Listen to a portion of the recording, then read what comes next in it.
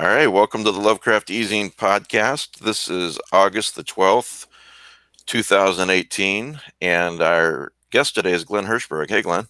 Hey, Mike. How you doing? I'm well. How about you? Not too bad. I actually am recovering, as you know, from moving my mom and close to me. And while I was up there, some friends who helped us move actually told me that they listened to the podcast, and I was surprised, pleasantly surprised. So in case they're listening to this one, I want to give a shout out to Mickey and to Larry Jr. for making my life easier last weekend, and to everybody that helped. And one more thing before we do introductions. This is kind of different, but I think most people listening may be familiar with Tim and Salome, who run Ghostwoods Books.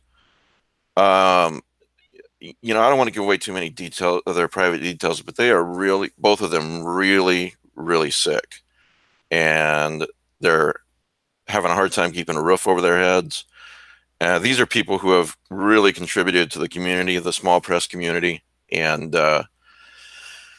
being a small press publisher is hard. You know, they put out all these books and they really haven't made much of anything on them at all. But they're helping these writers get their stories out there. So if you've got a little bit extra, send them something. I have not obviously had time to set up a GoFundMe or anything like that, and I don't think I will have time. But I PayPal'd them the little bit that I could, and their address for PayPal is ghostwoodsbooks@gmail.com. Ghost, it's spelled Ghost, GHOST WOODS books, BOOKS, just like it sounds, basically. Ghostwoodsbooks@gmail.com, whatever you can give them. And, you know, in the comment, tell them that I sent you. But they do deserve the help. So I think listeners of this show know this is something I don't think I've ever done, but these people really deserve it. So with that said, let's do introductions. Pete, I'm going to have to dock your pay. You were like 2 minutes late. Yeah, my wife is throwing me yet a third birthday party, and I had to walk out of it. So I'm glad you have your priorities right. That's right. Didn't you read the Berenstain Bears Too Much Birthday? So wow, she really loves you. Third birthday party. Well, so I went fishing today. We caught fish. We cooked fish. And while I was fishing, she baked a cake. So, yeah. Okay. Anyway, I'm here. You want to introduce yourself? I'm Pete Rollick, so you don't have to be. And you had a birthday yesterday. You turned, what, 59? Is that right? What the hell? I'm sorry. Did I guess young? 51. Oh, 51. I'm sorry. Jeez. Honest mistake. You whippersnappers. Matt, you want to introduce yourself? Hi, I'm Matt Carpenter. I am editing a book called Hickman's Gallery. Unfortunately, the publisher apparently was admitted to the hospital today, and I don't know what that does to the planned release date later next week. Oh, no. I got a great prize today. Hardcover copy of The Fungi from Yuggoth from Hippocampus Press with the annotations by Dave Schultz and the illustrations by Jason Eckhard. I put a link for the Hippocampus page so you can look at it on the eZine Facebook page. This book is gorgeous and it is out of print, so this one has some value too. Yeah, that's a great prize. Long-time listeners know how to get on that, but if you don't, I'll tell everybody a little bit later in the show, and we'll pick somebody randomly. Kelly, you want to introduce yourself?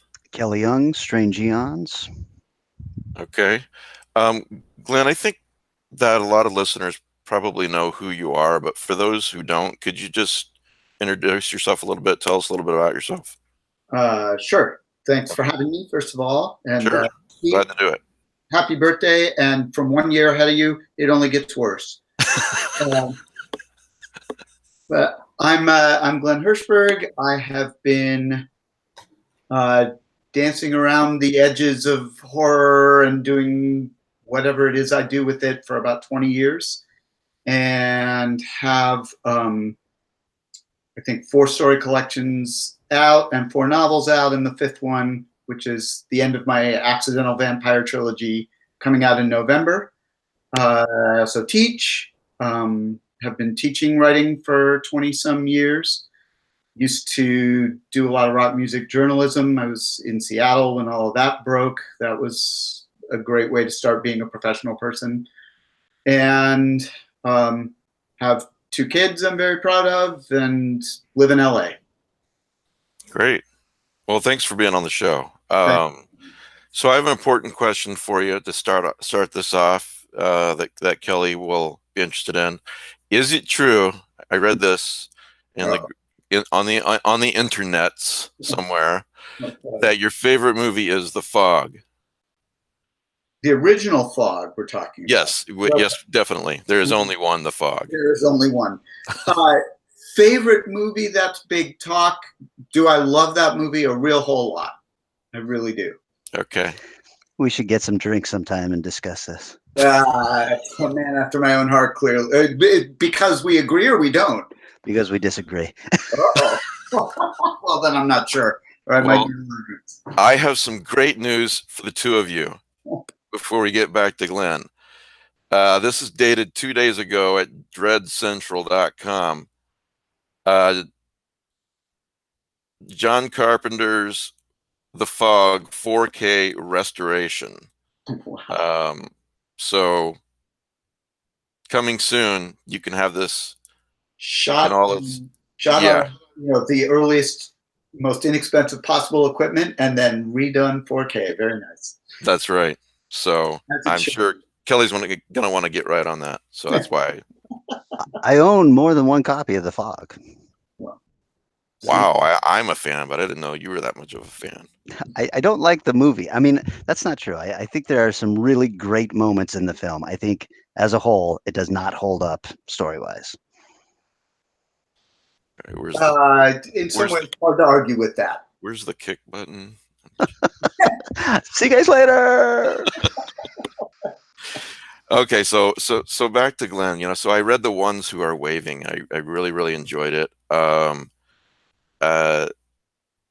think it's fair to say that you seem to be anyway as big of a fan of Halloween as I am. Is that true? The holiday in its Midwest incarnation, yeah, absolutely. Yeah, brought me to the field. I could feel that coming through, especially in the story about A Small Part in the Pantomime. Yeah, Small Part in the Pantomime, which is actually a sequel to the first thing I published, and really? Thing, at least in certain quarters, that to the extent that I'm known, the thing I'm probably best known for is a story called Mr. Dark's Carnival, which is very much a Halloween story. And Small Part is, I mean, in some ways less a sequel, but a riff on some of the things I did there. So, but yeah, I love that version of Halloween, and as it disappears from the landscape, I'm clinging to what's left of it, because there's a lot of good things in my life came from that. Yeah, I didn't realize it was a sequel of sorts. I'll have to seek out that story as well. Yeah. Let's see here. Can you talk a little bit about? There's 3 stories in there about Normal and Nadine. And Normal calls himself the Collector, and he's a really interesting character. Can you tell the audience a little bit about these guys? These 2? So I've always loved. Well, there are several things that I think that those stories came from. I've always loved the idea of occult detectives without almost ever finding any stories that were any good. And so I was trying to figure out, it just seemed like an interesting challenge for myself, trying to figure out why that is, and to try and write the occult detective stories that I keep wishing I will find. And then also, like so many people in our field, I'm a book collector, a music collector. I find people who collect things, even if I'm not interested at all in what they're collecting, I love what the subcultures that form around them. And it just seemed like a really interesting world to explore. And I also liked the idea of one of the people who really is passionately involved in that kind of world. The collector is someone who, the joke, I guess, in the stories is that he doesn't collect anything except maybe experiences with people who collect. And so that's where they came from. And when I first started publishing them, I think that the first response I got was that sort of echoing silence where you're not sure that anybody's reading them. And, when they came out in magazines. And then when the book came out, there has been a really gratifying, a lot of people writing me and saying, you should write more of those, which is great because I would love to write more of those. And I think actually that is something I will explore in the future. How many Collector and Nadine stories exist right now?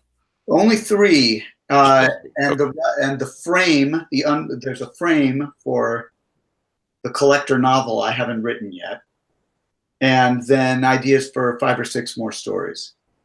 So I definitely think I'm in the middle of finishing up a project right now, and then I think the 2019 project may well be that. That's what I'm leaning towards. So those only exist to purchase right now in the ones who are waiving collection, is that right? Anthologies and magazines where they first came out. And right. Dark Discoveries, and a couple have shown up in either Paul Garan's or Steve Jones's best of anthologies. So they're around, but if you want all 3 of them in one place, the ones who are waiving is where to get them. Yeah. Cemetery Press is the publisher, correct? Correct. They put out some great stuff. They also put out some very high quality books. So this is not a cheap book. This is an expensive book. Yeah. Do you know, are they going to do a Kindle version of this book at some point? Well, there will be a Kindle version at some point, for sure. Okay. Cemetery has Kindle versions of most of my back catalog, other than the Accidental Vampire books. Yeah. So yes, there will be. For this first thing, I wanted to honor the beautiful book they made and have it be available that way only for now. But I certainly think the time will come where we will do an electronic version of that before too long, I'm sure. Yeah, and don't get me wrong, I'm sure if Cemetery Dance priced it at 40, I think it is, it's definitely worth 40. Well, thanks. It is a really expensive book, and I've always had mixed feelings about that market. As much as I love book collecting, I've never had endless funds, and I would much rather be read than have the book be as beautiful as it is. But they did a really nice job with this, and let's face it, in the field, getting collections out these days is challenging, and they have a great mailing list. They were the right choice for this right this minute. And it's an odd book, I think, because I'm a writer who has always played around with genres or just ignored genre, and they didn't seem to mind. They like what I do. They've been supporters for a long time, and so I've been really grateful for that. Yeah. What was it? Shaken? Am I remembering that right? That title? Shaken. Yeah. Yes. I'm not one for slapping labels on things, but if I were, I think I'd be, speaking of Cemetery Press being willing to publish this, I wouldn't know how to label Shaken, for example, except to say, this is weird fiction, So. And the funniest thing about that story, it's one of a couple.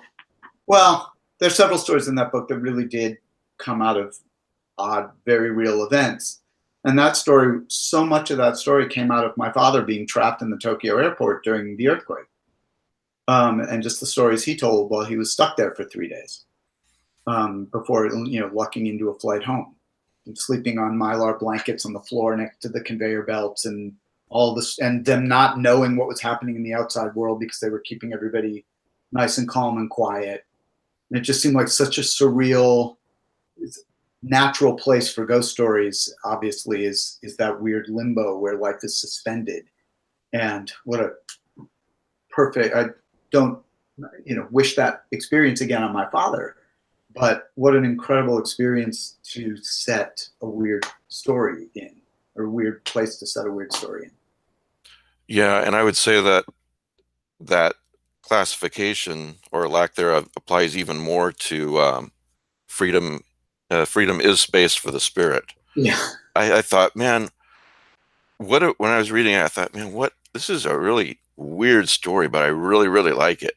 You know, I don't know where it's going, but I'm enjoying the journey. I guess my hope has always been, and that when people just come to my stuff and read it, are willing to read it for what it is and get what they get out of it. And I never set out to write a horror story or a not horror story or a literary story or weird fiction. I try to write the story that seems to want to get told. And that came so much out of, I am in the great David Hasselhoff tradition. I seem to be somewhat popular in Russia, and got actually to go over there and do a little mini reading tour, and was there for a couple of weeks, and was wandering around St. Petersburg, which, you're in the city center and it feels like you could be in almost any wonderful European capital. And then as soon as you get out of the center, you are in Russia. And it just felt stranger and stranger to be there. I had stranger and stranger interactions. And then one day, the people I was staying with, the woman who translated my first book, The Snowman's Children, into Russian, I was staying with them, and they live out near the Pavlov Institute, as in Pavlov's dog, and which is a really strange place in and of itself, but it's well out of town. And so I had to take a bus into town to get to the subway. And on the bus, one day, a guy in a bear costume, an incredibly realistic bear costume, got on the bus, took up a handle and just stood there. And in what I learned was kind of true Russian fashion, absolutely no one reacted to this at all. And that's where the story came from. People were not, if they're interested, they're not going to show you, they're not going to tell you. And I just stared around me at everybody and then at this bear. And, whatever the story brain is started going immediately. Right. So. Well, for those who are new to you and your work, I don't want to give the impression that this $40 book is the only one out there. There's plenty on Amazon.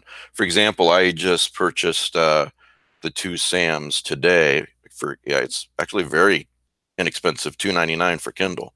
Yep. So I thought, I just can't say no to that and click the button. I'm really interested in reading that. Can you talk a little bit, spoiler free, about The Two Sams? Because the description on Amazon of several of the stories just really got me. Well, that was so I'd had as I'm sure most of the writers you have on the show, my whole writing life, the way it's evolved, has happened. It felt like by accident or by serendipity. I was writing reviews for All Hallows, which was publication of the Ghost Story Society and another great small press, Ash Tree Press up in Canada. And I was writing reviews for them, and I had just started teaching, and I always loved Halloween, and I came up with this ghost story, Mr. Dark's Carnival, about Halloween, which I had no plans to write. I told it to my students on Halloween. And one year, this had become kind of a tradition, and I got increasingly elaborate, and you would turn the lights out and just emerge from the back little cave in the back of my room, the vacuum closet, with a candle and tell the kids this story.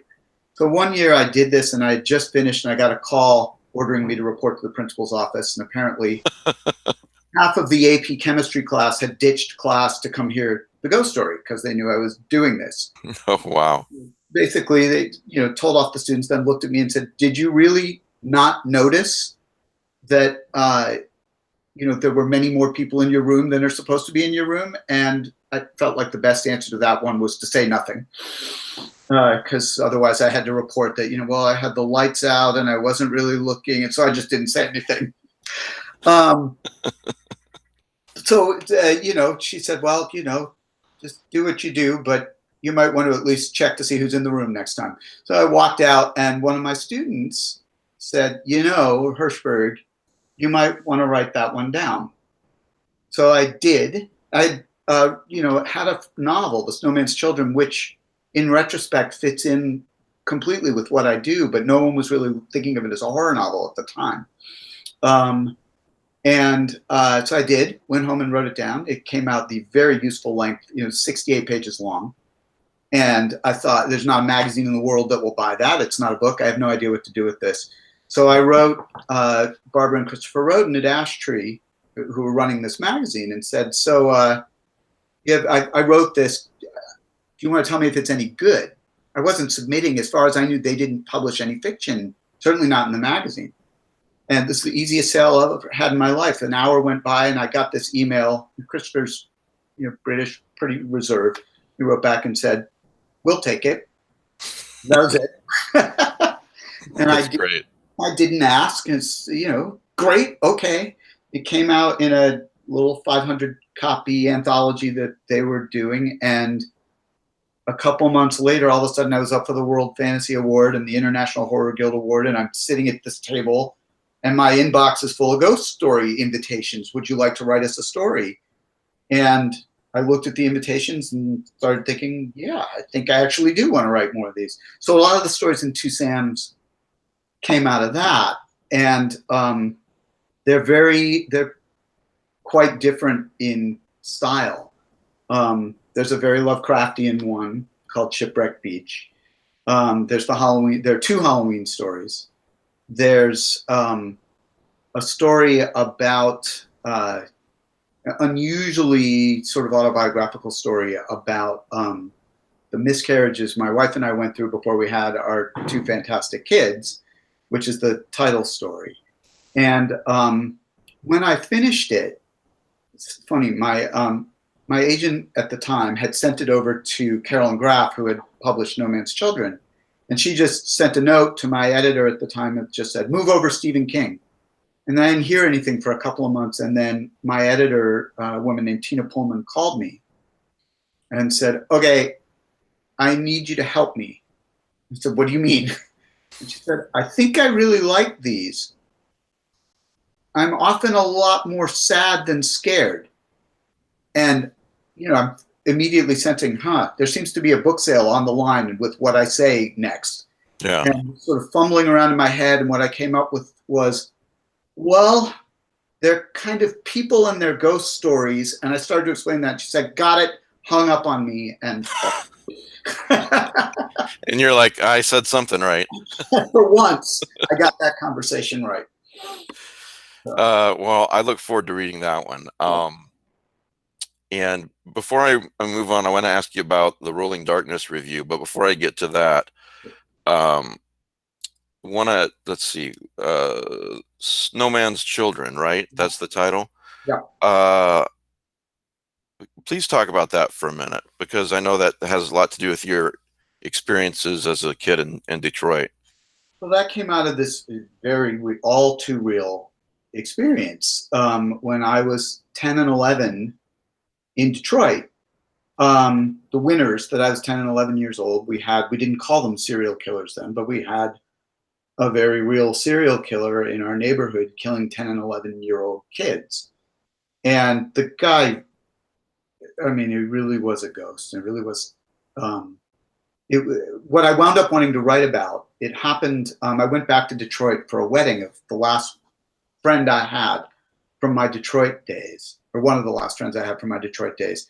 And I was sitting with a bunch of people I knew in elementary school and hadn't seen in 20 years. And we were having the kind of awkward, well, whatever happened to whoever conversations. And because it was Detroit, like a third of them were dead. And then one of the kids brought up this guy who we just called the Oakland County child killer at the time. And all of a sudden, all these stories started spilling out. And I knew in the moment that I had a book that I could write. And I didn't want to write about the actual case. I didn't want to find the killer. All of that felt really disrespectful and not the kind of fiction that I was interested in writing. So instead, I wrote a book about what it was like to be 10 and 11 and have that happening in your neighborhood. And some of that is awful and scary. And in some ways, if you're 10 and 11 and you're not one of the kids directly connected, there were things that were kind of, thrilling about it. The adults were bizarre. Teachers were acting really weird. We had assemblies where the cops sent a guy out and we would role play what to do. They would have a guy, the policeman, they always sent the guy with the ponytail because, he was down with the kids. And he would roll up to you like this. And he would say, you were on the stage of the gym. And he'd say, little boy, want a piece of candy? And you were supposed to scream, throw your hands in the air, and run out of the gym. And that was supposed to be, we practiced that. So that was school all of a sudden. And so I tried to write a book about what happens to the end of your childhood when that's how it ends. Not with dying, but with a neighborhood in the midst of that. So that's what that book is. The Snowman's Children. So I'm guessing this happened during the winter months. It did. The guy, they have not caught, they don't know if they've caught this guy. Right. He really was kind of a ghost. It was really eerie. And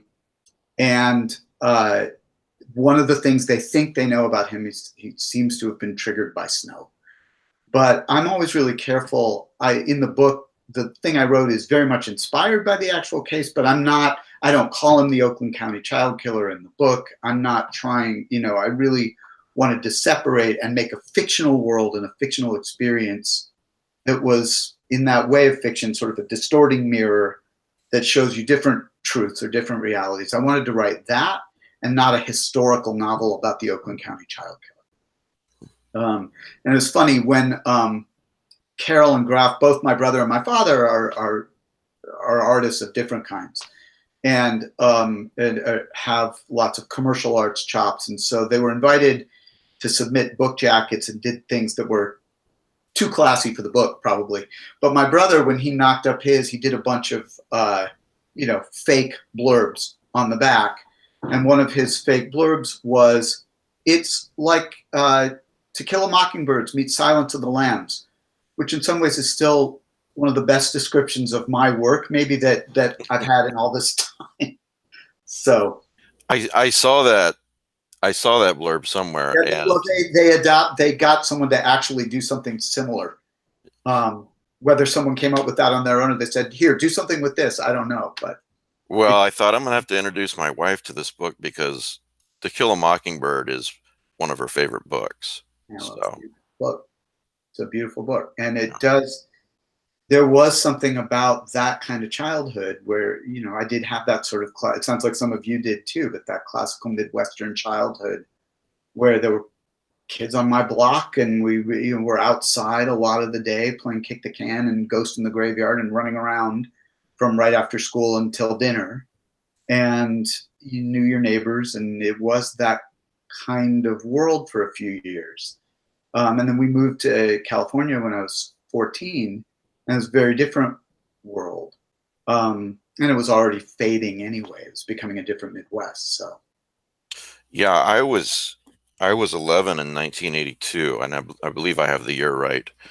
And about a mile or so from where we lived, a kid by the name of Johnny Gosh got kidnapped, and he was a paper boy. They've still never found him, and it's to this day. I imagine that's got to be the worst thing in the world for a parent. well, I think maybe one of the worst things that a human being can experience. Yeah. And but I remember thinking it could have easily been me. I'm the same age as this kid. He's not that far away. Yeah. So I yeah. had a good friend in graduate school at Montana named Phil Condon, who wrote a story about Charlie Starkweather. And he has a line in that, which is unfortunately, sadly seems to be true, about how I'm paraphrasing, but that we all have our childhood serial killers. And now that really seems to be the case. So, yeah, I guess when that book strikes a chord with people, it's often that chord that people are remembering when this happened, when something like this happened near them. Yeah. With my students now, what they mostly talk about is the people they know who've been involved in school shootings. And I don't even know if that's better or worse. It's equally appalling. Yeah.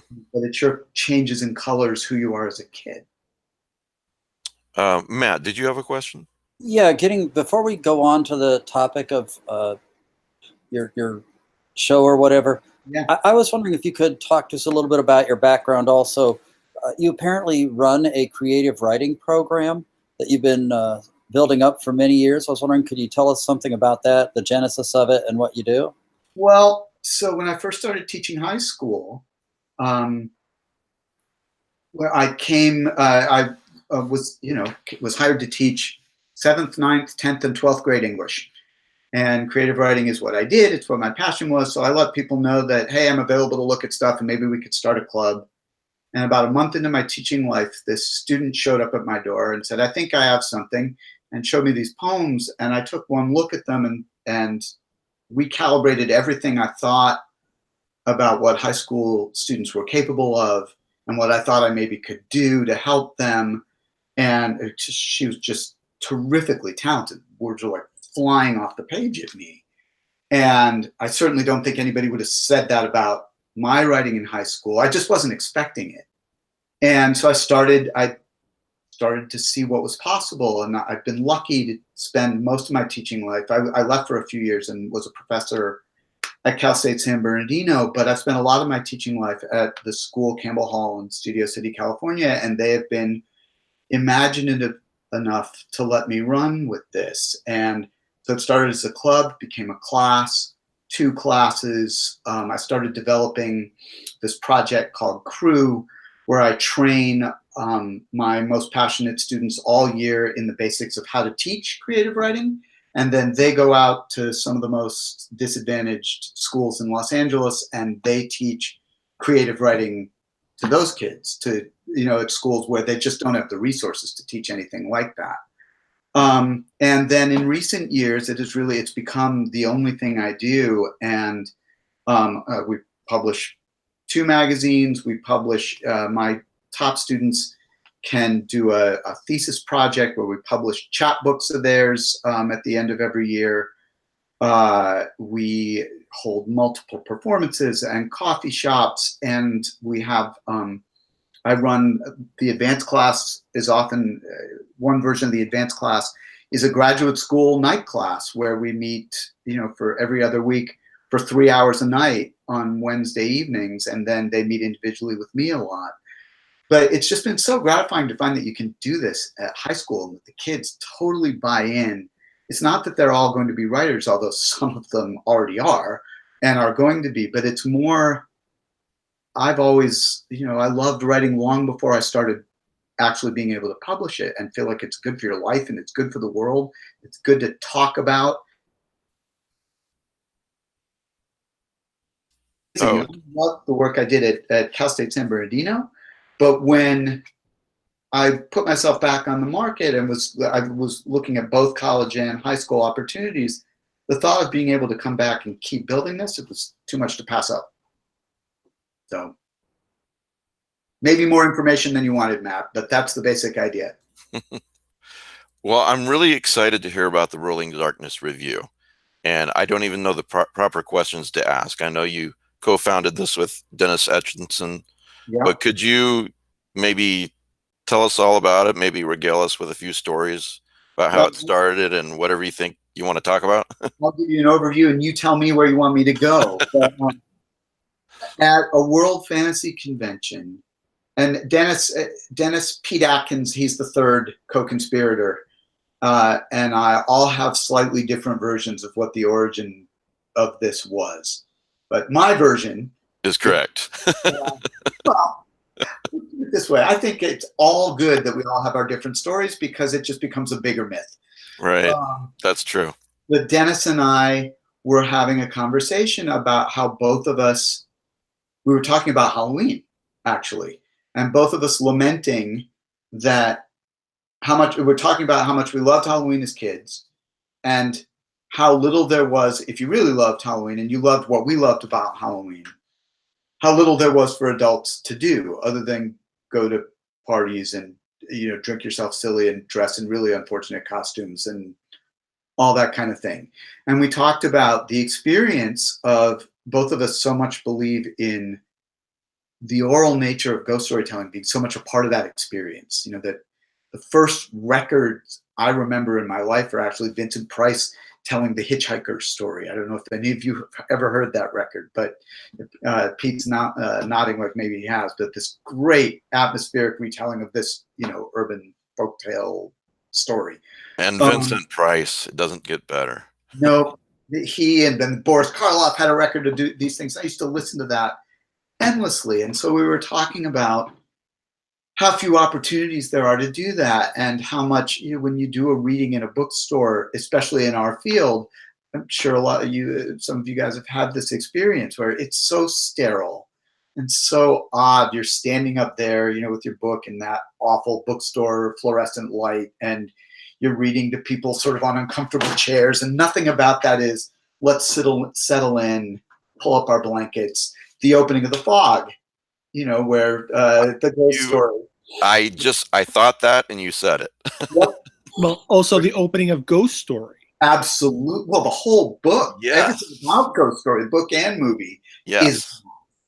So Dennis and I were lamenting the lack of opportunities to do that, and the fact that this was a lot of what brought us to the field, and we so rarely get the chance to do it and to give back in the way we remember, and be, you know, we would love to do that for more people. And so Pete joined the conversation, and it took maybe 2 years for us to actually put something together. But the idea quickly became this sort of that we were going to play live. Originally, we were going to have live music. The first version, we were going to play it, which was a terrible idea, except that there's one great photo. It's the best performance photo any of us will ever have in our lives, taken by my friend Jonas Yip, who also has done half of my book covers, including the ones who are waving. But it's the most heavy metal and badass any of us will ever look. There's a picture from the first Rolling Darkness Revue performance. You know, Pete keyboard, and there's a Grim Reaper behind us, which was just a cardboard cutout at the Dark Delicacies bookstore, and the lights are out, and we had a fog machine that actually worked for 20 minutes, and God, it looks great. But the idea was there'd be live music. There would be a sort of frame story, or, you know, a very light thing where somebody would sort of introduce it in some way, sort of like the Crypt Keeper or whatever in Creepshow or whatever. And then each of us would read a ghost story designed to be read aloud. So that was the original idea. And that's important, because what works on the written page does not always work in a reading. Absolutely, and right. vice versa. Absolutely right. And I think over the years, you know, Pete came out of a theater background, and I think was naturally really good at gauging that. I think honestly, it took me. I have a little bit of performance background, and you know, musician, but not with that. And I'm used to doing readings, but not performing ghost stories in that way. It took a little while. And Dennis, so Dennis did it with us for a couple of years as a regular, and then we were taking it on the road, and for whatever reason, Dennis decided he was going to drop in and guest star from time to time, and then Pete and I just ran with it from there, and it went through several evolutions. For a while, we had guest stars, and then sometime around 2006, Pete and I invented these personas. RD, as in Arthur Macken, the ghost story writer, and Algie, as in Algernon Blackwood, two hapless, bumbling characters. And we started writing this play that we would perform in the spots between each story. And the running joke was that both characters either died over the course of every year, or were already dead and didn't really know it. And gradually this evolved to, it's amazing. I hope one day we get to publish just the plays as a book, because it turned out we were developing an arc without realizing it. It came to a really satisfying conclusion in the 10th year anniversary show with my daughter, then 12, as Miss Blister, the Queen of Hell. And she put us to our appropriate rest at that point. So the show, you know, we were on tour for a while, wherever we could get people. We quickly, the one thing we said was we don't have to make money on it, but after 2 years of paying lots of travel money and then realizing, okay, but there's no guarantee that people are going to turn up, or, we just decided, okay, we can't lose money on it. But that led to a show in a wine cave in Napa, which we were both so excited about and turned out to be kind of a disaster, followed by a show in a basement bookstore in Truckee, which the next night we were both dreading, and our musician got sick and couldn't do it, and everything about that looked wrong, and that turned out to be maybe our favorite show that we ever did. So we had all these road stories, and then after about 10 years of doing it, it's on hiatus for the moment for all kinds of reasons. But something that we both loved doing, and I don't think any of us really feel like we're done with it. Just not sure where to go from where we took it. And we wrote a lot of fiction for it, so that was great. It started in 2004, is that right? Right. And it took us, we had 1 year, I think 1 year, where we didn't have a show. I think because of parenting, conflicts with me where there was just no way I could do it. But we did 10 shows there might have been 2 years. I think we did 10 shows in 12 years. And also at some point, Earthling, who has done special editions of a lot of my work, another great small press publisher, Paul Miller, is a really good guy. And he got involved and started publishing chapbooks with the original stories that we did at every year's show, plus the play. So there's a record of all of these performances, and he did chapbooks for every year as soon as we started producing original work for the show. You were written up or you had an interview on NPR a couple of years after you started too. Yeah, we did. I mean, it got us, it was interesting. It got us, for a little while, you had that wonderful feeling of, hey, something's happening. People seem really interested in it. And I think people were really interested in it. We got so many nice comments over the years. And so, it was just so rewarding. We did our show one night for the usual 50, 60 people at this little theater in Los Angeles. And afterwards, this guy came up to us, and he was a filmmaker from Denmark who claimed he had traveled to Los Angeles to see the show. And we both thought, how great is that?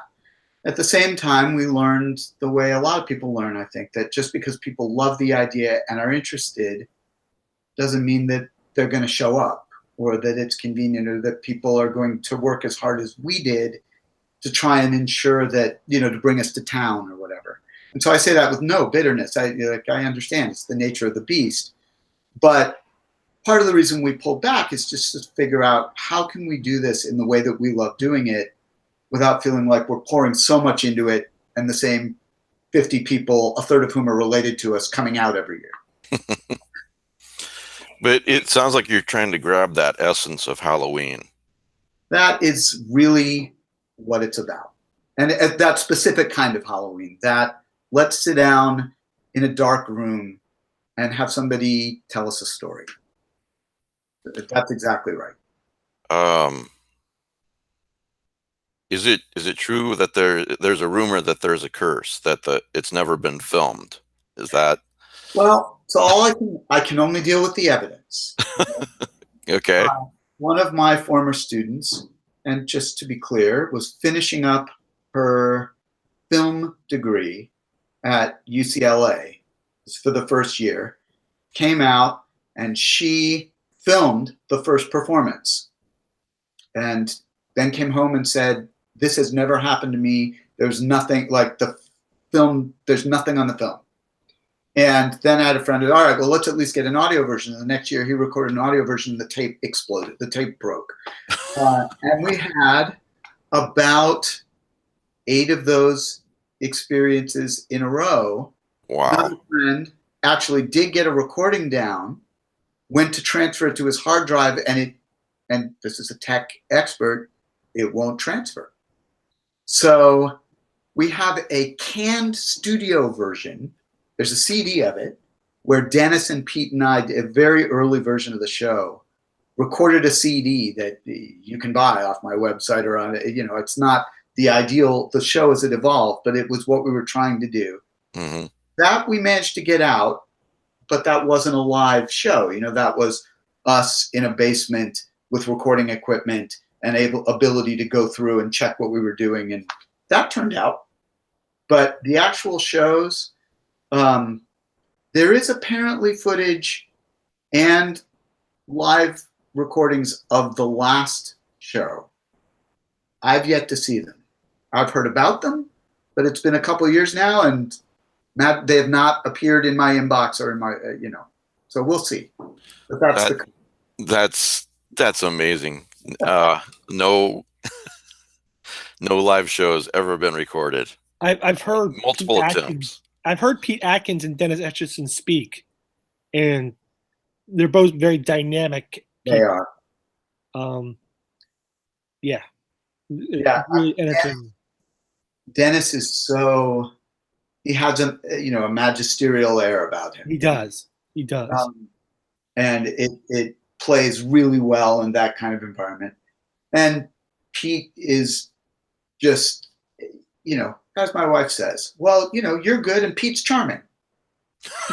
Pete is also good, but Pete has the charm. And I said, and me? She said, oh, you're good. But you don't have the charm. Well, not like that. Not like Pete does on stage.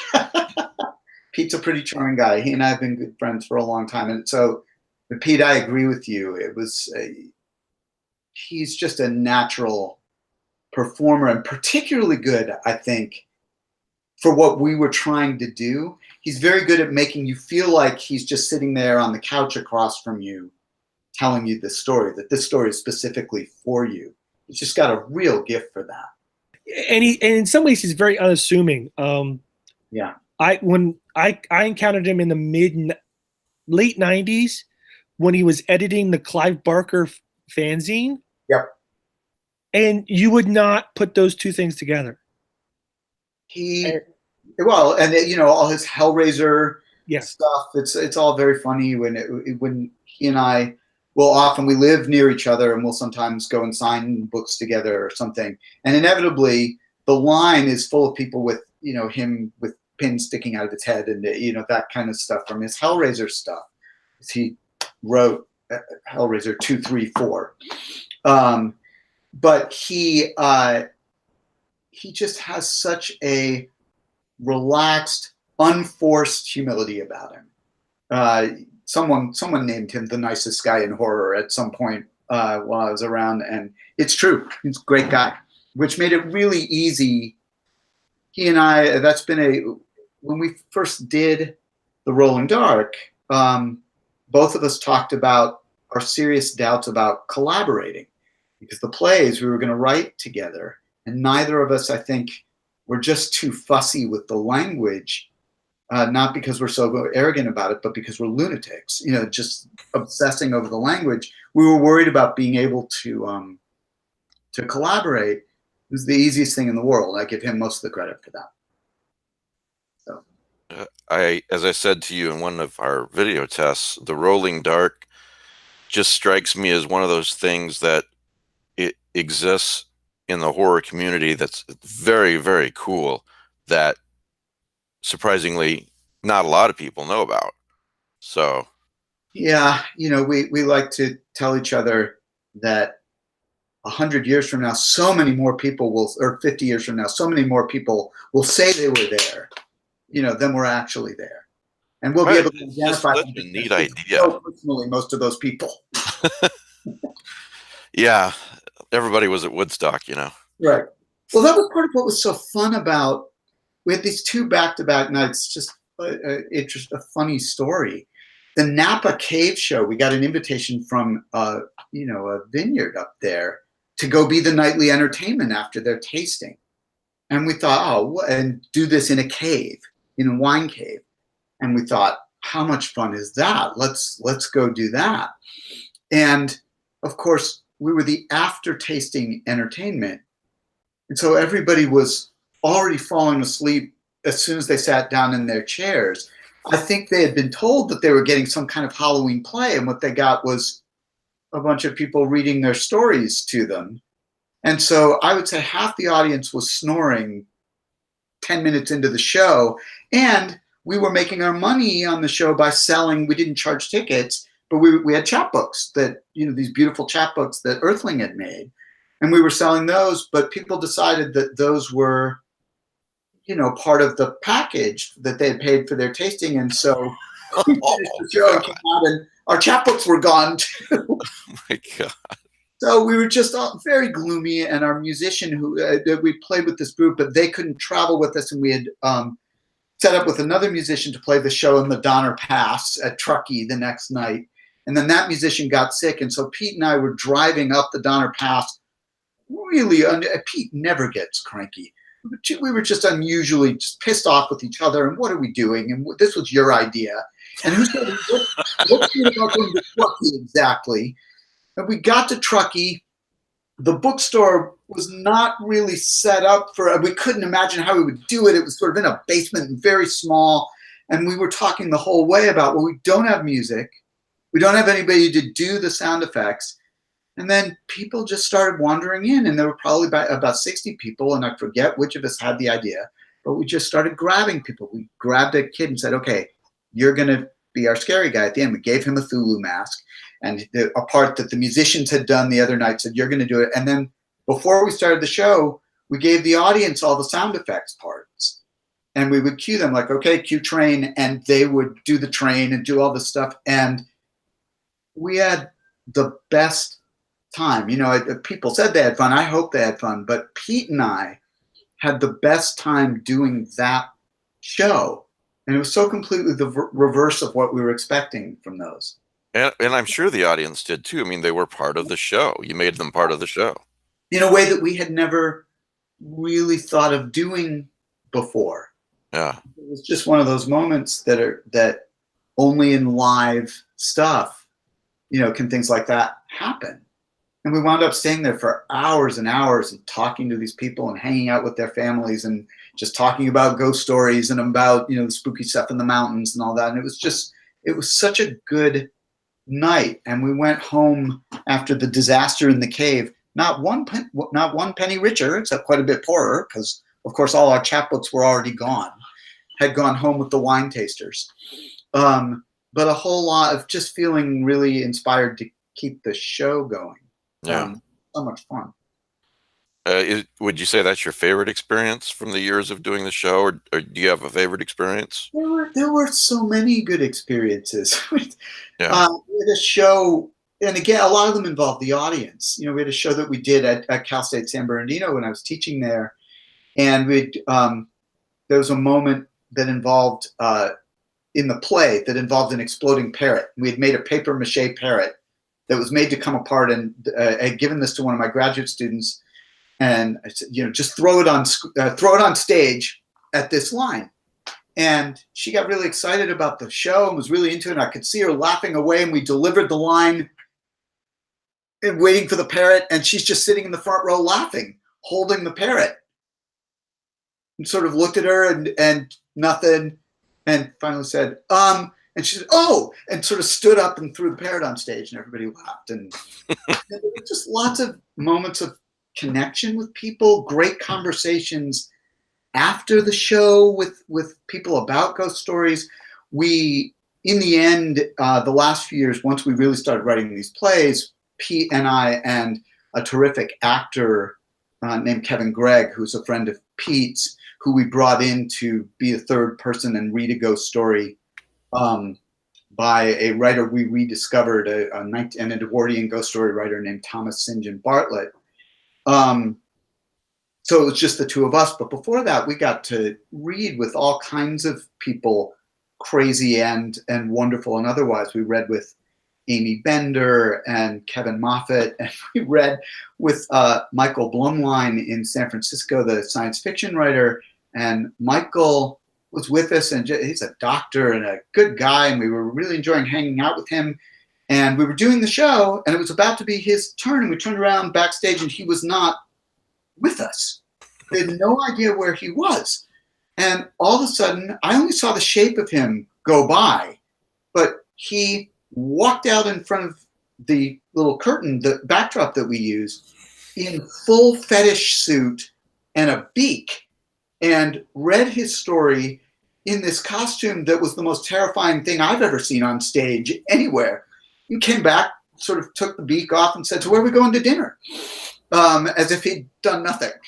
Sounds like straight out of a Daniel Pinkwater. It was a lot like that. It was ridiculous. It was hilarious. So, well, the rolling darkness strikes me as such a wonderful idea and inspirational. You know, I'm sure it was very inspirational and some great experiences. there was so many good experiences. You know, on the road, talking to other writers, talking to readers, kind of solving problems, doing the shows. It was also a ton of work, and especially after the financial crisis hit. You know, we had fortunately my friend Jonas, who's also a guy I make music with, and my friend Rex. The two of them became the house band after Pete and I decided that the two of us trying to improvise music and do the show was more musician than either of us were capable of being on the spot in the moment. So Jonas and Rex became the house band, and they were fantastic and did almost every Los Angeles area show with us. For the first 5 years, we were touring, and then the financial crisis hit, and that stopped really being a thing that anybody could really, you know, foot the bill for. And so then we were doing it in Los Angeles, but by the end, we were doing it at these great little black box theaters, and we would do 2 shows a year for 50 or 60 people a night at most. And it was wonderful, and we loved it, but there, at a certain point, you do look at it and think, wow, how much am I putting into this between writing the play, doing the show, memorizing the show, rehearsing it, having Kevin direct it, working up the music with Jonas and Rex, getting my daughter involved, all this kind of stuff, publicizing it. You know, we were doing that all ourselves. And it's never been honestly, like most writers, if it were about the money, I would have quit a long time ago.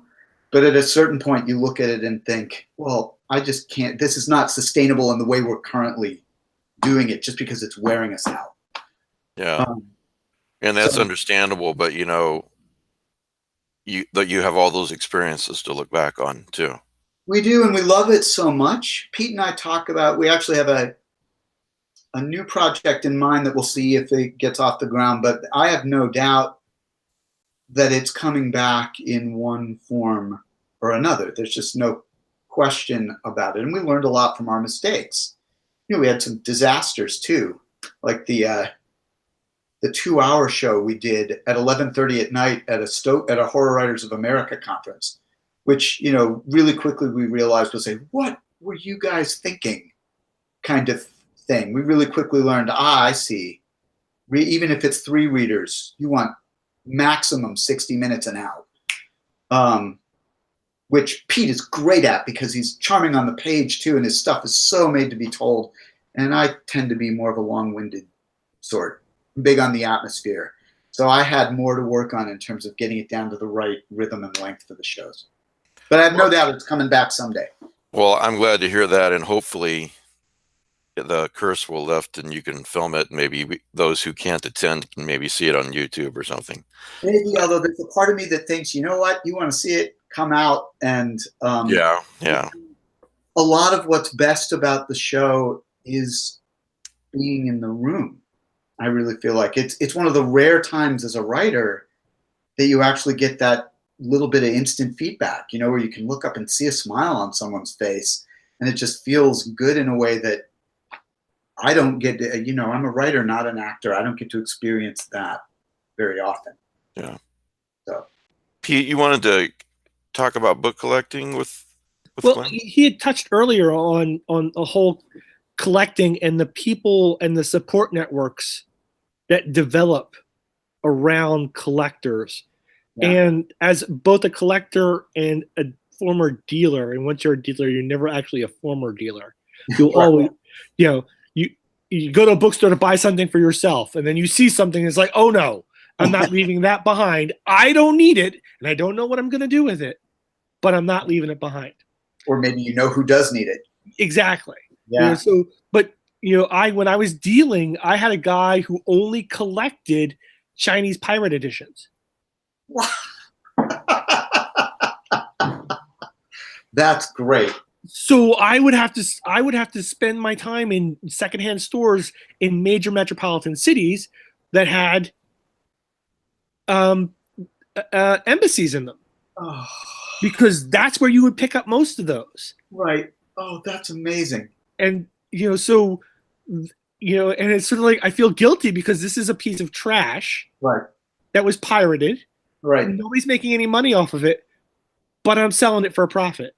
Well, that kind of experience was the direct inspiration for the collector's stories thing, because like in one of them in the book, it is actually the guy who's a collector is a former Nazi youth person who may or may not be reformed, and a lot of what he's collecting is tastes. He's looking for a specific taste that he experienced once and once again. And so it leads this guy into just these really weird and uncomfortable corners, and he's not even sure he wants to or should be helping this guy anyway. But the world is so fascinating, and in researching the story, I started learning about the gingerbread guilds in Nuremberg and the people who, if you want to belong to the gingerbread guild, this is how you make the gingerbread. This is what you call it. This is what you do. You may not put this on it, anything else. And just people are fascinating with this. I recently, on building on that, I recently saw an episode of some travel channel with food where there were pizza police. There was a town in Italy, and they had a pizza union, and you had to make pizza this way and this way only. And if you didn't, they would come and threaten you.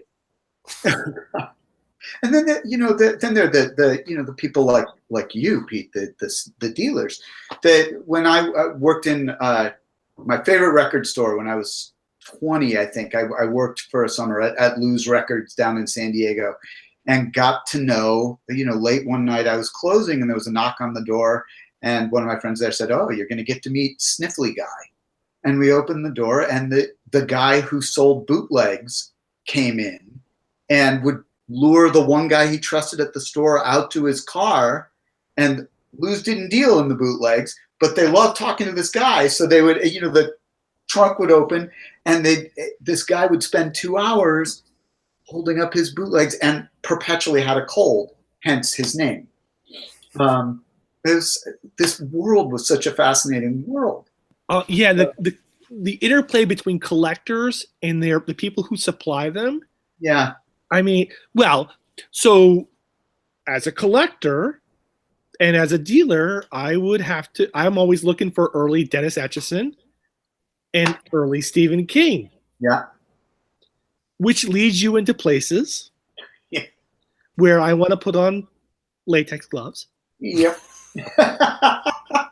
And I don't ever use my credit card because I want no record that I've ever been to this place. You wrote a story about that. I did. And but I have been in these places, and you have to dig through back issues of men's magazines. Wait, did you write what story? What was your story about that? It was in Children of Glocky. Yeah. What was the name of that story? Oh, The Collection of Gibson Flynn. Oh, I've read it. I remember that. I've read that story. I like that story very much. And there's a genre of that. Yeah.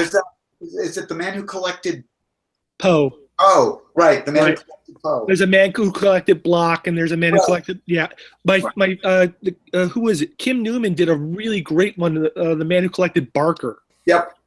Kim Newman did a Rolling Darkness review show with us once, and we were talking about that story with him backstage. Yeah. So there's and actually most of what occurs in that story is not far from the truth. I have been in places, and I've had to do things to, and people have offered stuff. Yeah. Oh my. And it's this yet another world that the internet has made a little less good. Or do you prefer it because of the places you no longer have to go quite as often? So the internet is weird. Yeah. And you sort of can get everything on the internet. Yeah. But you can't, because it's priced accordingly. Right. And I mean, just last weekend I walked into my library, the library sale, which is my local library sale, but it's 45 minutes away.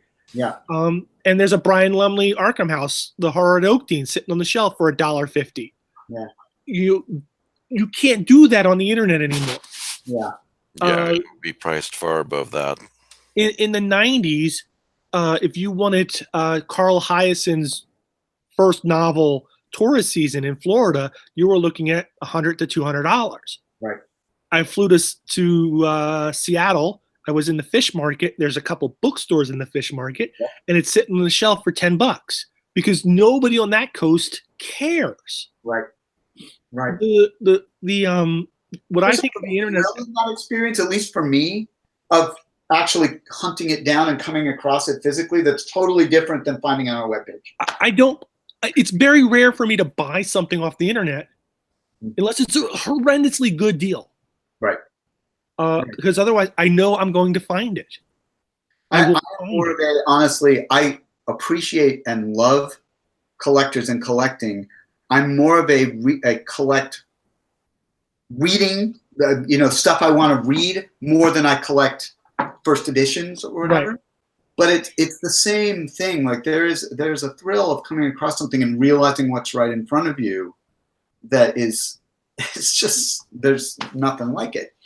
So and then there's always this serendipitous thing that you would never have looked for this, right? Because you didn't know it existed. Yeah. I found a book. It's called Death Tour.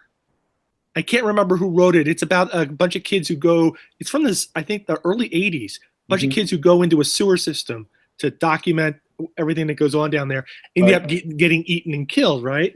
It's not my kind of thing. I'd seen the paperback before, but I ran into a hardcover, and I'm like, oh. But the art looks really, really interesting. It's this sort of abstract alligator on the front. Like, who did this art cover? It's Charles Giotto. No kidding. And I'm like, oh, crap. I got to take this now. Yeah. Because go ahead. The book doesn't matter. Right. It's the art that suddenly is interesting to me. When I was a kid, and really first starting to read this stuff all the time, and I got really into Manly Wade Wellman. Whose John the Balladeer stories are a little bit of an inspiration for the collector stories, I think, a little bit.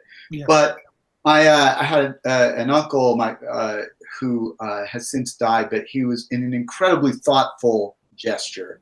He tracked down a copy of the Carcosa Press edition of Worst Things Waiting by Manly Wade Wellman, which is a beautiful book. But what's amazing about it, even at the time, and now, of course, it's one of my most treasured things, not because of what it's worth, but the Lee Brown Coy art in it is so beautiful and so strange that it's something I pull down off the shelf all the time just to look at that art and think, what were you thinking as you did that? Beautiful stuff. Yeah. So, Pete, I don't know if you've gotten around to reading any of the stories in the Ones Who Are Waving that I forwarded to you, but there's 3 of those collector needing stories. You'd really like them. Yeah. No, I won't. So we've had this conversation before. I am so anti-ebook right now. You and me both. It is ridiculous. Mostly because I don't own it. Yeah. In the end, it all goes away. So I get it for traveling, but I've tried it. I'm not doctrinaire about it. I don't. However anybody wants to read, that's great. I feel like, but I personally, I don't read in the same way. I don't. I mean, it's corny. It's corny stuff. I like the smell. There's something about that vanilla. Yeah. Sage combination of an old book. But literally, I have a problem with the fact that if I spend this money, I should own it. Yeah. And I don't. Yeah. I get it. So it doesn't really mean anything to my kids because it's going to go away. On the business side of things too, it's so interesting and problematic. I know that, so the books I have with Tor right now, all three of them. The first one came out right after the kind of the hatchet, the suit was decided about ebook pricing, and so they won. That group won, so they could price it whatever they want. So they priced it, the first book, at I think $11.99 for an ebook. And when the first sales numbers came back, they said to me, and they're know more about their business than I do. But this one area, it was such an odd conversation where they said to me, we've actually never seen a spread quite like this before. Like, you didn't sell badly in the hardcover. Like, those aren't terrible numbers at all. And you sold about 15 ebooks. That's weird. And I said, I wouldn't pay $11.99 for my ebook. I wouldn't pay $11.99 for any ebook. So they said, and they dropped the price, and it sold a little better. So the second one came out at $12.99. And I think they have the one coming out in November at $14.99. So I don't know. I'm hoping they're right and that's what the market will bear. But I'm with you. I wouldn't do that for something I don't own and can't show. As a publisher, I tend to price Kindle editions on the low end. I'm not going to pay. You start getting past $7 or $8, I start saying no in my mind. And Pete, I don't disagree with anything that you're saying. I just think that both print and Kindle have their strengths and weeknesses. Absolutely. But I'm a collector. Yeah, and I understand where you're coming from. And I, in some ways, I'm an academic as well. I use my collection as reference material for what I write. Yeah. So I need it. Yeah. And I need it when I want it, and I don't want to have to go dig through files. And I'm used to paying for it. I'm going to pay for it. I want it. And I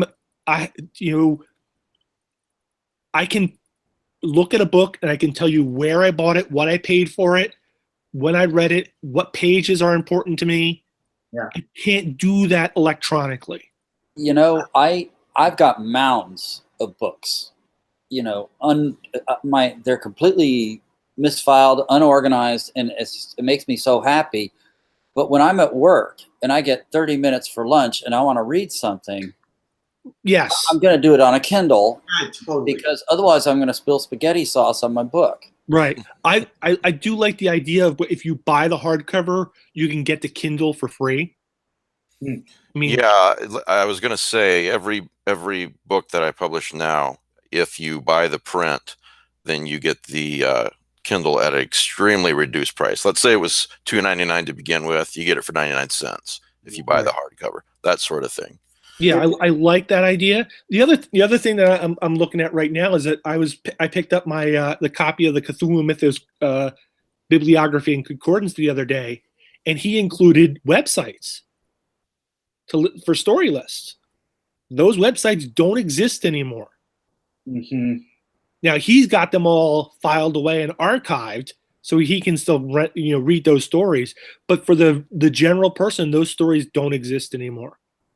And so for me, as a collector and an academic in this direction, a Cthulhu Mythos scholar, if you will, those things aren't valuable to me, and I don't have to print them out. And I get into this discussion with people. It's like, your story was published, but it wasn't really published because it's ephemeral.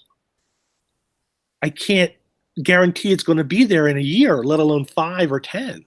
Well, Kindle will be, and I said this before Nook took that big nosedive. I said Nook was not going to last. So you say Kindle will be, but here's the problem. I've had a book published. It came out on Kindle, and it disappeared because the publisher went out of business. So Amazon said, I can't send these people money anymore.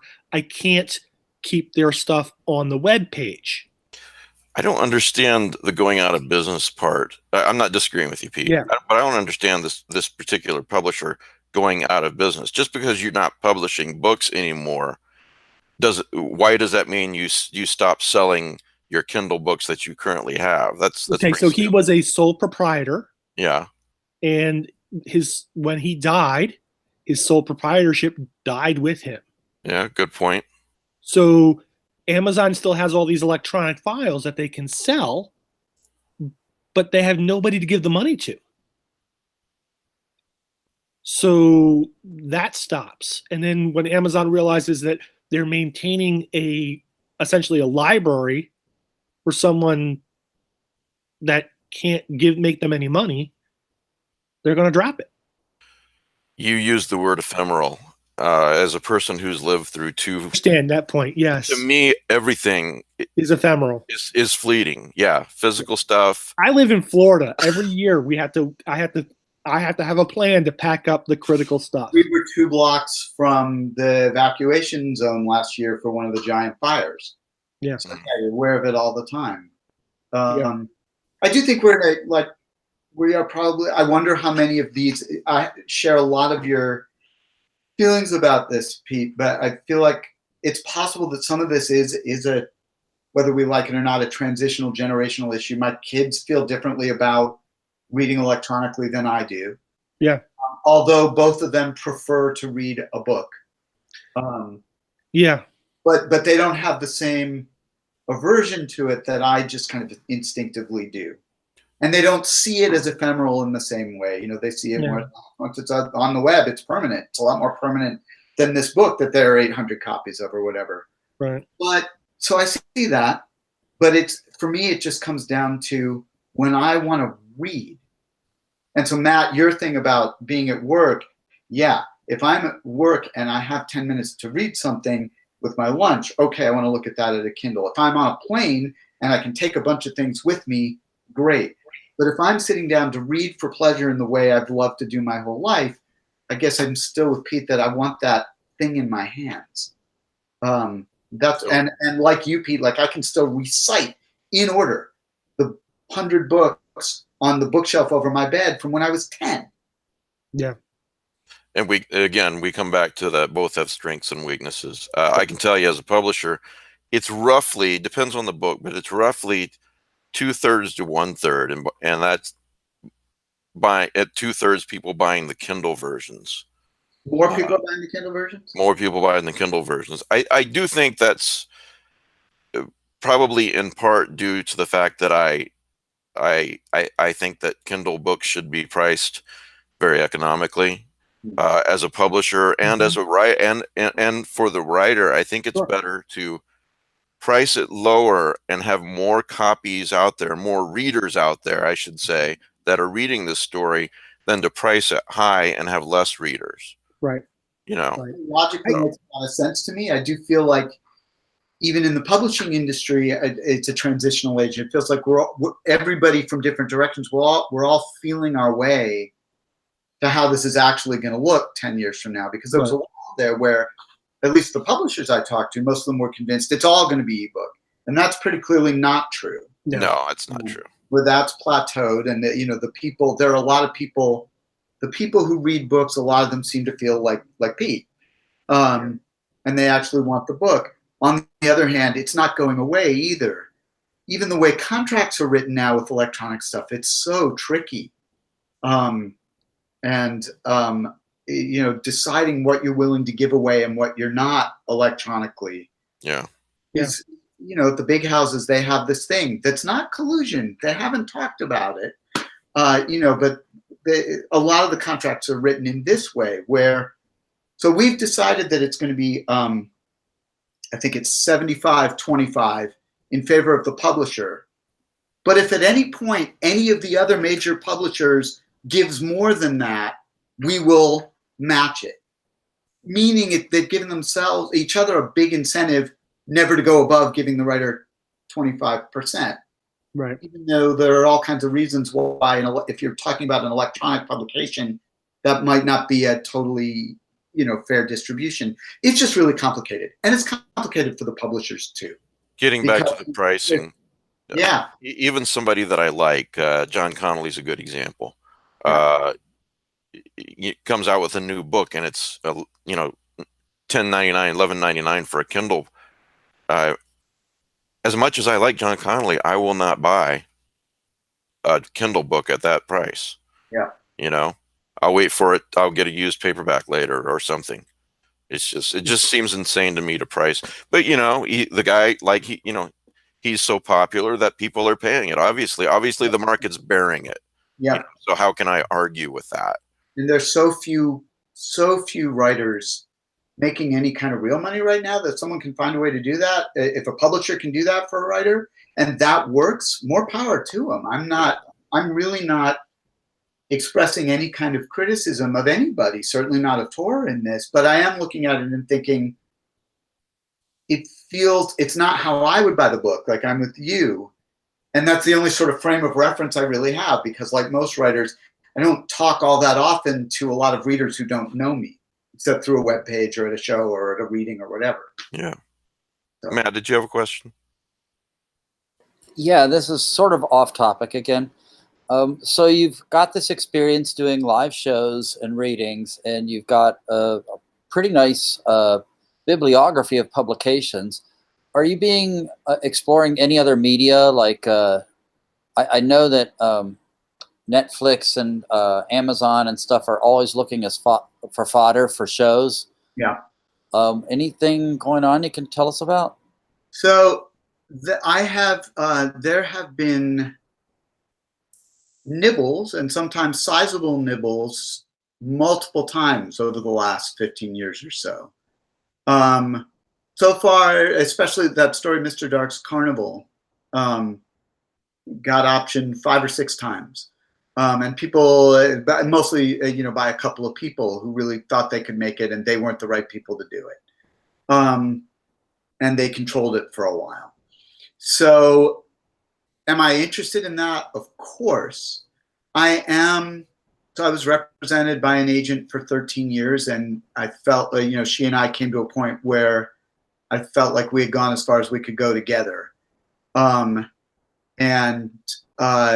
So I've been handling myself for the last couple of years. And honestly, the only real downside for that for me at this point in my career is that I need someone to help me with that. So the short answer to your question is yes, there's some things going on. No, there's nothing settled yet. I am hopeful, and I am, we'll be lining up somebody to sort of take this out, because especially the Vampire trilogy, it's a natural for that. It really does. It would make such a nice 4 or 5 season show for somebody. And the leads are all strong female characters. I think it would be a lot of fun for somebody to try and do. This is me talking. What do I know? But I think so. And other people are telling me that. So I'm hoping. I'd love to see that happen. Let's put it that way. Okay, so go to Amazon.com, guys, listeners, and type in Glen Hirshberg. Let me see if I can do this from memory. Hirshberg. Got it in one. All right. And you have a book coming out. Is it from November. Cemetery again? In the No, fall? the book in November is from Tor. From Tor. Okay. All right. And that's the conclusion of the Vampire trilogy. Nothing to Devour. Okay. Right. So read the first 2 books in his Vampire trilogy, so you can read that one in the fall. That'd be great. Hey, Glenn, I just got to say, tell your wife that based solely on your charm in this interview, I picked up Motherless Child and then hit Earthling and picked up the 2 Rolling Darkness reviews that they have still available. So you're doing just fine. Okay, I really appreciate that. And you know what she's going to say? She's going to say, it's because you talked about Pete. You can't win. Well, let's spend a few minutes on some other topics. Do you want to hang around for a minute, Glenn, or do you need to go? Happy to. Okay. I almost don't want to do this, but Kelly, you saw the Meg. I saw the Meg. I'm so envious.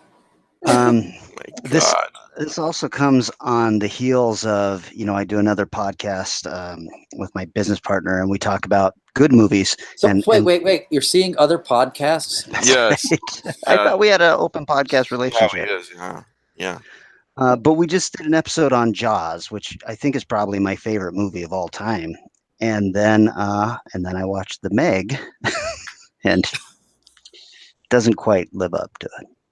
I will say I was mostly entertained throughout, but man, it is a very stupid, trashy movie. I've been told that the book is a very trashy summer read, so if that's what they were going for, they nailed it. Now, you realize that this guy's going to come to my house and kill me, right? Because he's like 5 miles from me. I have the book in paperback form. I picked it up somewhere at some used bookstore. I have tried to read it. It's like I can't. It's my wife's favorite book. Are you serious? I'm dead serious. Are you serious? I'm dead serious. Mandy. Yeah. But I'll tell you this. I want it to be good because I have a feeling like Kelly. I saw Jaws. My dad, snuck us off to see it when I was 9, I think, and scared us so badly that I wouldn't swim in the lake for the rest of the time. Wouldn't even take a shower, by God. But I have been looking for the next good shark movie almost ever since. That it's a genre. I always want it to be good. Sharknado. Sharknado. I did see the comment, and I'm gonna make it. I'm gonna say because it's true. At some point, the shark is so big that making it any bigger doesn't matter. Big. My son just turned 16. We did a pool party at his aunt's. And after they're swimming in the pool, they go in and she's got this big TV and they're like pulling stuff up on Netflix or whatever. It might have been Amazon. I wasn't really paying attention to what they were watching. And then I see this plane, there are people in this plane, and then there's these sharks going after the people in the plane. I'm like, what the hell is that? What? Did I fall asleep? What is this? Well, all I can say is I really... movie? Huh? Oh, no, I remember. Okay, yeah, I thought it was a Space Nazis movie, but it's not. It's something else. It was a Sharknado thing, and that's the first time I've seen, and God help me, I hope the last time I've seen the Sharknado movie. What, Kelly? Oh, I was going to say, I really hope that Hollywood understands what they have in people like The Rock and Jason Statham, because I was not expecting this movie to be good, and I still went and saw it. And so that tells you you've got a superstar on your hands. I love Jason Statham. I can't remember the last movie of his that I liked. Well, you went to see it because of Jason Statham? Jason Statham and a giant shark. It was kind of like, okay, I'm all in. Ruby Rose is in this. Which one is she? God. She's Batwoman, damn it. All right, speaking of superstars, Chris Pine and Chris Hemsworth walked away from Star Trek 4 over money, and the movie is still scheduled to shoot. Yeah, they'll be back. Wow. I don't even know what to say. How much money do you need, Chris's? God. And I don't know. A Star Trek movie without Kirk? I don't know. Well, first of all, I'm not saying that it was supposed to be a time travel story, right? So thank God maybe they walked away, because I'm tired of. I don't want him to meet his dad. Okay. Yeah. Who cares? I did not see the last one. But it wasn't that good. I liked the first two a lot. And I liked the first one especially. Thought it was good, but I appreciated the distinction between Star Trek and Star Wars without judging. I liked that they were very different things, and I didn't like that they started to feel more interchangeable to me. Yeah, it's a good point. This particular reboot. Saw the Ghost Stories movie called Ghost Stories. Sorry, what's his name? Watson on Sherlock, that actor. Yeah, shoot, I saw a trailer for that. He was Bilbo. Martin Freeman. Yeah, he was Bilbo also. I can't think of his name right now. Martin Freeman. Martin Freeman, yes. Martin Freeman's in this movie. Yeah, I think this movie's worth watching. I waited for it to come out on video. It took a while. It's now, you can rent it now on Amazon. And I liked it a lot. So I don't want to give anything away, but yeah, definitely watch it. None of you guys have seen it yet? No, I'm still recovering from the zombie movie he made. Boy, that was a downer. I looked at the trailer on Netflix and I thought, no. It's very good. It was very good, but it was really depressing. Yeah. No, I don't need that. Thanks. That's okay. Hey, you know what I did see? I forgot to mention though, and it's no longer in theaters. But it was called Upgrade. Might be my favorite movie of the year, above Hereditary even. Really? Really? What's It's in my Upgrade list. about? It's about a guy who it's set sometime in the future, maybe 20 years, and a guy who's in a horrible accident, and there's a Bill Gates or a Elon Musk type character who's got a little tiny piece of equipment that can be placed at the base of his spine, and he'll be able to walk again. And it turns into kind of a revenge thriller as he goes after the guys that disabled him. And it was really dark and spectacular, and I absolutely loved it.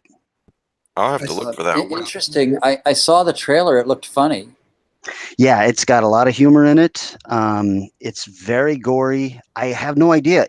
It's got a huge rating on Rotten Tomatoes, like 85% or something like that. Very good reviews. It just did not take off like it should have. When was it in theaters? Well, 3-4 months ago. Yeah, and I saw it at a second run theater, and it only hung out there for about a week too. So it ought to be on video. Yeah, it's already on my list. That wasn't Oh, is it? very long. Okay. Yeah, Does he turn into the $6 Million Man? Yeah. not quite. We can make him run faster.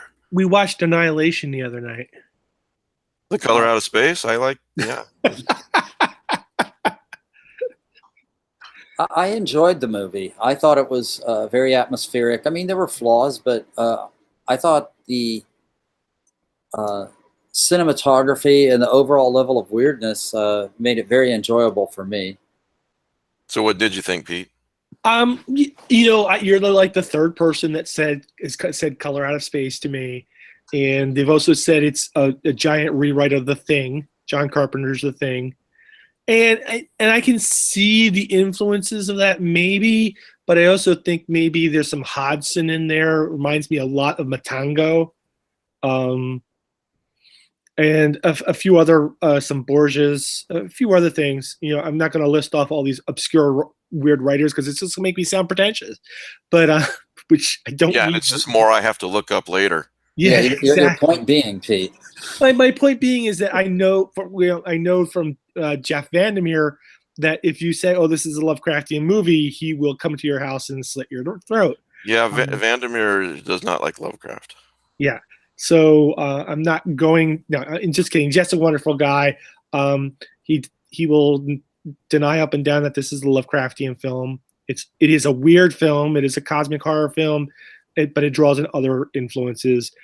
That said, the book and the movie are two very different entities. So, yes, I can see the influence of John Carpenter's Thing and The Color Out of Space on the film. If you really want to have fun with one of those comparison plot things.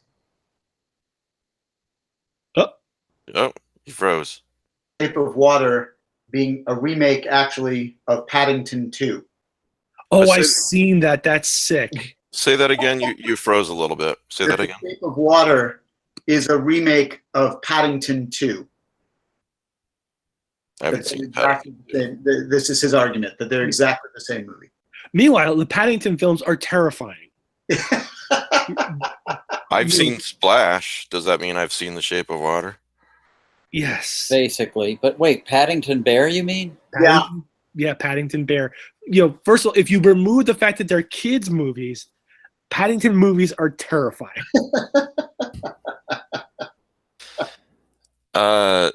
In some kind of weird coincidence, maybe, Pete's birthday was yesterday, and his book, The Weird Company, The Secret History of H.P. Lovecraft's 20th Century, is temporarily... I cannot wait for the rights to revert to me, and so I can get rid of that second line. You don't like that second line?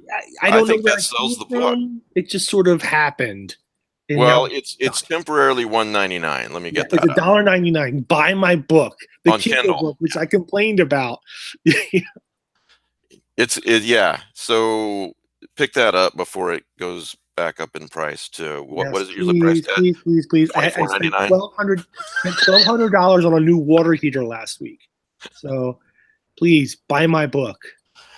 Yeah. So yeah. Speaking of Kindle, all right. So I got a text from Kelly the other day, and he says, I've just seen the last 2 episodes of Castle Rock, and I've just done a 180 on Castle Rock. Oh yeah. Have you been keeping up with it? Yes, I've seen all 5 episodes. Do you agree with me or disagree? I don't disagree with you. I do think the last 2 episodes were better, but I'm still sort of waiting for something to happen. I started looking at it a little differently, and once I realized that they weren't going to try and weave a story that was taking place in between these stories that we are already familiar with, and that they were maybe trying to emulate a Stephen King novel, I realized, oh, well, this has all been character building, and now all the bad stuff is going to happen to these people we have learned to like. So I think that's where they're going with it, and it really changed my point of view on the show. I'm just loving it. Yeah, that's a good point. I mean, I keep coming back to it every week, so. Yeah. I've neither seen that nor the Mr. Mercedes thing on A&E. Have you all seen that? Yeah, and that new season starts up. That I did not like the book, and I loved the series. So they did something right on that one. I think it was all casting. Okay.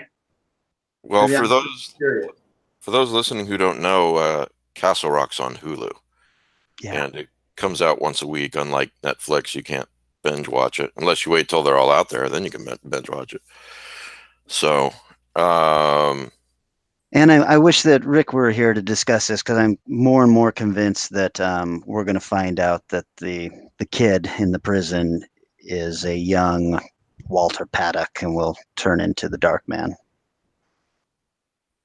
Because Rick had brought up the idea that it seemed like the kid, the first 2 episodes reminded him of an episode of Twilight Zone, I believe it was, called The Screaming Man, where they had the devil locked up in a prison. Charles Beaumont story. Yeah. Well, in the 3rd episode, in the background of the TV they're watching in the prison, it's that episode of the Twilight Zone. And I said, well, this cannot be a coincidence.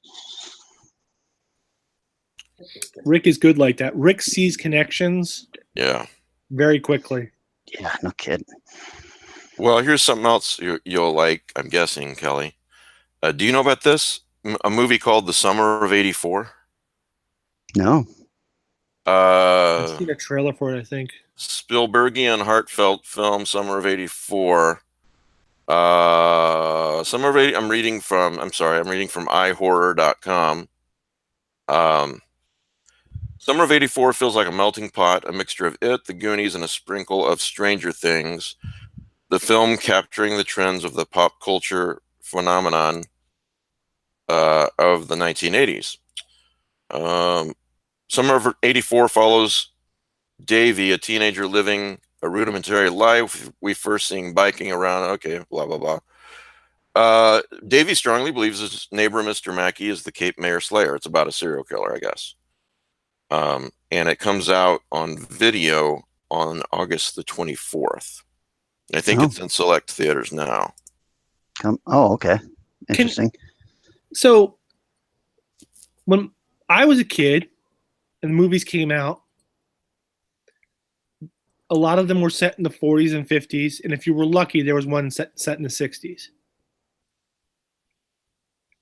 Now I'm an adult, and it seems like the retrospect movies are now set in the 80s.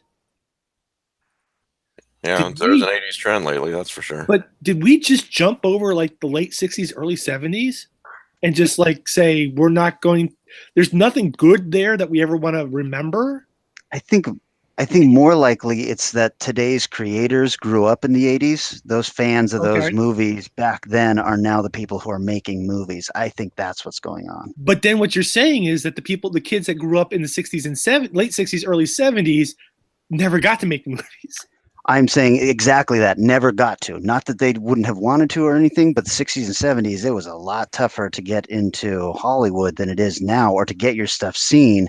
When you can shoot your stuff on an iPhone, get it up on YouTube, and get 1 million hits on it, that's a Yeah. pretty solid Now, can deal. maybe this is just a false perspective, but I also feel like that in the 70s, a lot of the movies were about their time. You know, it's not like I seem to remember watching a lot of movies that were timely. Okay, so like the Spirit of 76. Like All the President's Men. Yeah. The Parallax View. Taxi Driver. Right. Taxi Driver, yeah. Maybe that was how that was commented on, because when I was a little kid in the 60s, it was all Westerns and war movies. Yeah. The 1860s had film? That's weird. So what you're saying is that So you can't do a 70s retrospective because the 70s retrospective was done in the 70s. Well, I'm just saying that Yes. maybe it's not as easy to find something to say. Okay. If nothing else, it deserves to be done because of the clothes. Do you think any of that has to do with the fact that, at least in this country, I'm making this up on the spur of the moment, but what do you think?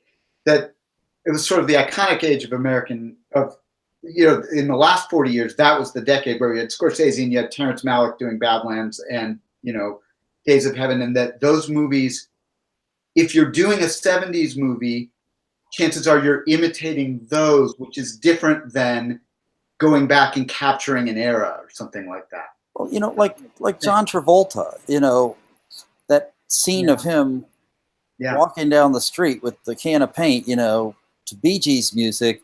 Yeah. That was the 70s right there, encapsulated in one opening shot. I don't know. And then The Warriors. Yeah. Hey, that wonderful movie. That fabulous movie. That has weirdly come up 3 times in my life in the last month. What was the movie I just saw that echoed it? Oh shoot, it'll come to me. But it came up because of that. The movie about gang life, about the incidents in the Bronx that inspired that movie. It's a documentary, and it's terrific. But it reminded me of that movie and of that whole sequence with the guys with the bats and the Yankee uniforms and the Baseball Furies. They dropped the ball, made an error. Yes. The Warriors are on second base and trying to make it all the way home. Just imagining a close shot of Matt's lips against a microphone while he's saying that. Gross. I'd put on lipstick for you, buddy. I'd rather imagine Adrienne Barbeau doing it in The Fog than Matt. But And so we come. If it's The Fog, how could you tell? Oh, and play Misty for me? Right. Well, obviously we can't get through a show lately without talking about Stephen King. So yet here's another topic on Stephen King. Patrick Wilson, this is from IO9. Patrick Wilson stars in the latest Stephen King adaptation for Netflix.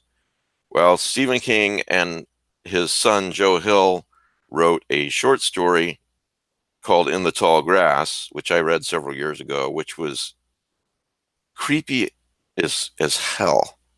And apparently they're filming that. Oh, goodness. Yeah.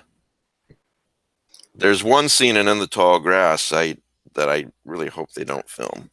You guys read that story? Yes. Yeah.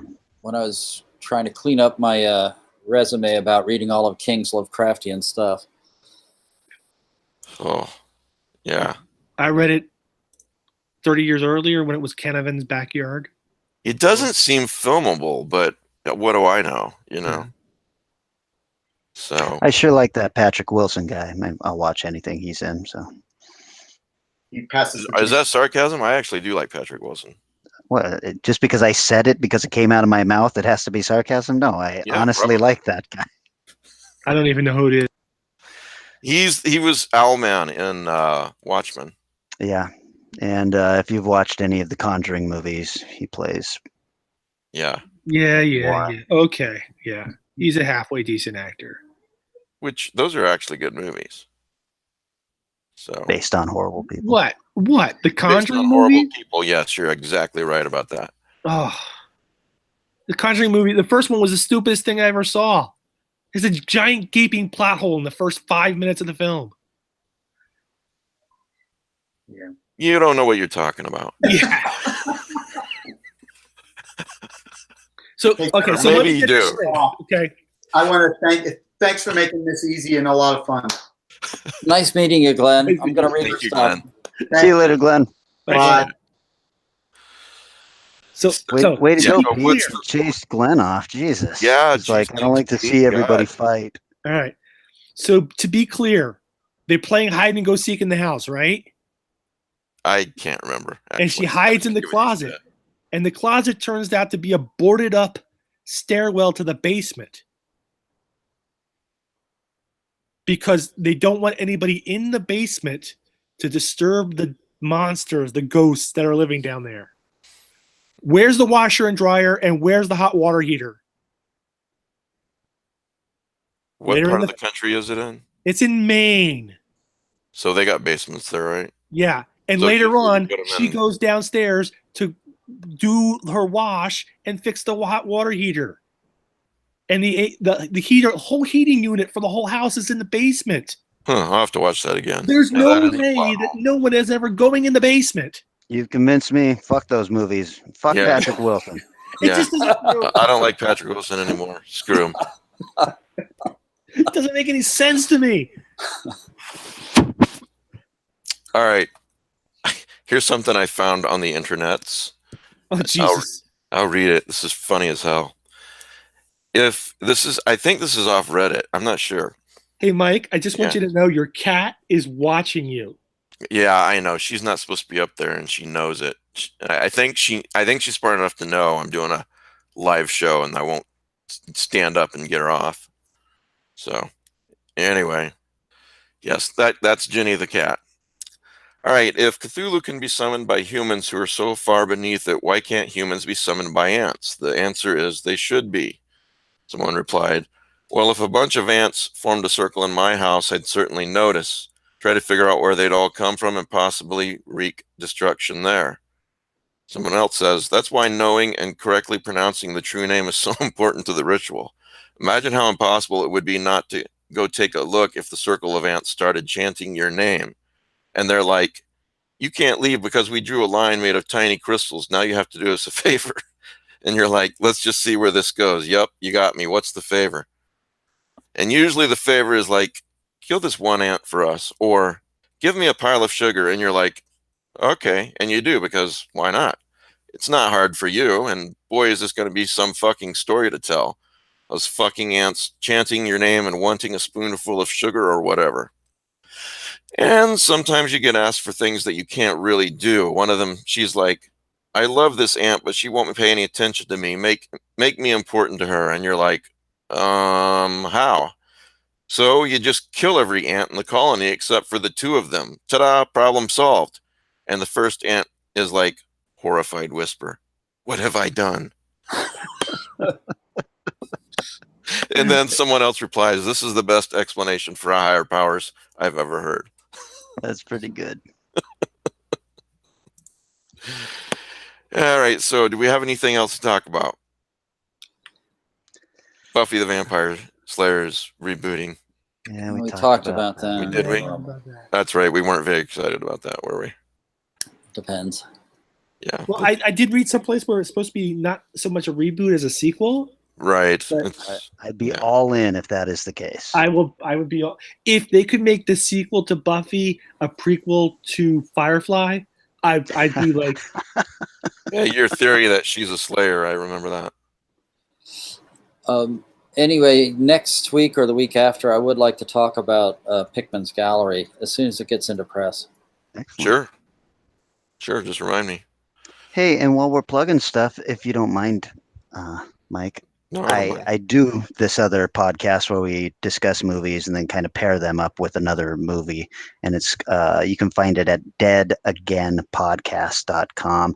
If you like my sense of humor, or if you don't like my sense of humor, but just want to help, go listen to me. We're into 5 episodes now, and they're kind of fun. Deadagainpodcast.com. Yeah, the podcast Okay. is called Dead Again. Okay, great. Thanks, man. And if we're if we're plugging stuff, I have absolutely nothing to plug right now except for Matt's new anthology. We just plugged the Weird Company. We did. I'm sorry. Yeah. Where Forgot were all you? about that. Look, I've had like 3 glasses of sangria tonight. So All right, Matt, you have a prize. Yes, like I mentioned at the beginning of the show, this is a terrific prize, and I think it's actually worth a little bit of money. It is the Hippocampus annotated fungi from Yuggoth with illustrations by Jason Eckhart and annotations by David Schultz, the definitive edition of this Sonic collection. All right, if you would like to get in on the random drawing for that, send an email to Lovecraft eZine prizes at gmail.com sometime in the next week, and put, what was the name of that again? Fungi. Fungi from Yuggoth, right? Put that in the subject of the email.